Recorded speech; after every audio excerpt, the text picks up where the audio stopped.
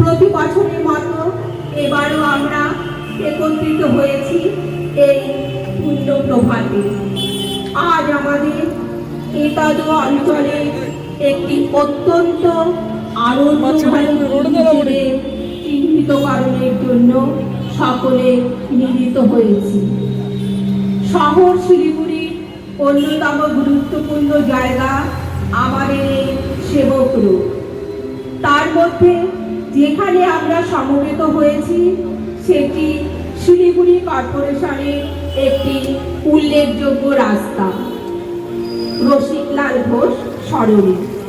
দীর্ঘদিনের চেষ্টা ও উদ্যোগের মধ্য দিয়ে আজ সেই কর্মযোগী প্রয়াত রসিকলাল ঘোষের আবক্ষ মূর্তি উন্মোচন অনুষ্ঠানে আপনাদের উপস্থিতি ও সহযোগিতার প্রতি আমরা কৃতজ্ঞতা জ্ঞাপন করে আমাদের অনুষ্ঠান শুরু করতে চলেছি। আজ শুভ মহালয়া, পিতৃপক্ষের অবসান, দেবীপক্ষের সূচনা।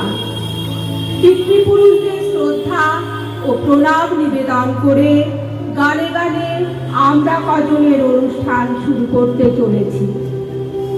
তারপর রসিকলাল ঘোষের পরিচিতি এবং মূর্তি উন্মোচন এবং সবশেষে সঙ্গীতানুষ্ঠান প্রদীপ প্রজ্বলনের মাধ্যমে এই অনুষ্ঠানের সমাপ্তি ঘটবে।